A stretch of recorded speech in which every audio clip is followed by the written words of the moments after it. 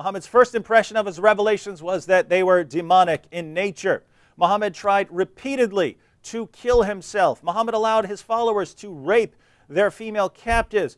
The Quran allows Muslims to beat their rebellious wives into submission. Muhammad says the Bible talks about him when, according to the Bible, he's a false prophet. Muhammad married the divorced wife of his own adopted son. Muhammad was disgraced by God in death. The one way he said he would die if he's a false prophet, that is exactly how Muhammad died. Muhammad had sex with a 9-year-old girl. Muhammad delivered revelations from the devil and came back and blamed the devil for this revelation.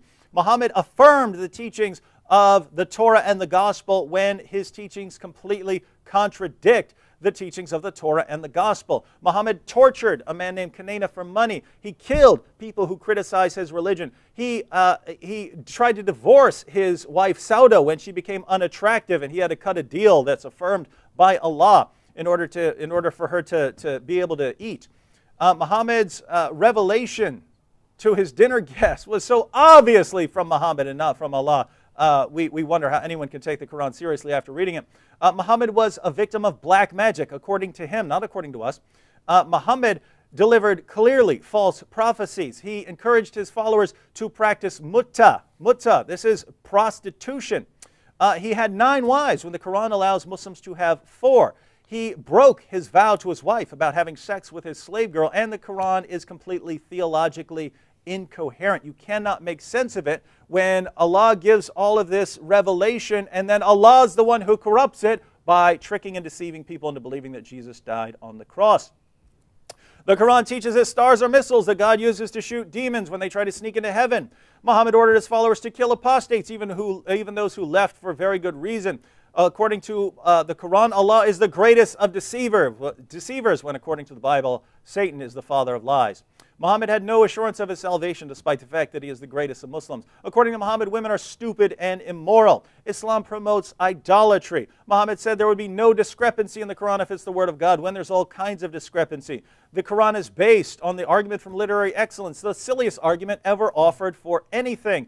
Muhammad told his followers about a paradise that would make Hugh Hefner blush with the amount of sexual perversion in it.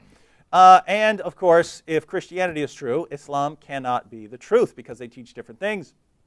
Islam teaches that the sun sets in a pool of murky water. The Quran has been corrupted when Allah promised to protect it. The concept of abrogation makes no sense. Allah is turning things right around, changing revelations from one week to the next when this is supposed to be His eternal word.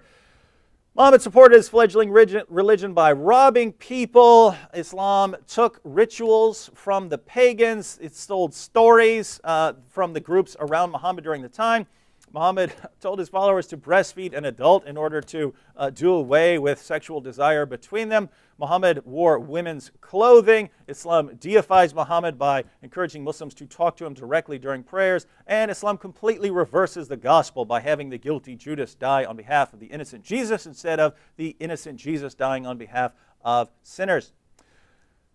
False revelation from Gabriel, an obviously false revelation. The Quran confuses Mary, the mother of Jesus, with Miriam, the sister of Aaron and Moses. Hygiene practices that would kill you if you took them seriously. Muhammad takes historical figures like Alexander the Great, turns them into Muslims when we know they weren't Muslims. Allah has no love for unbelievers, which means He is deficient in love. Allah punishes Jews and Christians for the sins of Muslims, clearly unjust, even according to what Muslims tell me. Muhammad encouraged his followers to violently subjugate the rest of the world, clearly inconsistent with the revelation of Jesus, which Muhammad affirms. Allah wants people to sin, showing that Allah is dependent on human beings to show His forgiveness. Islam makes Satan the true hero of everything, and finally portrays Jesus as a miserable failure. Islam exalts Satan, insults God, and makes Jesus look like a failure. That's what Islam does at the end of the day, and you're telling me this guy is a prophet.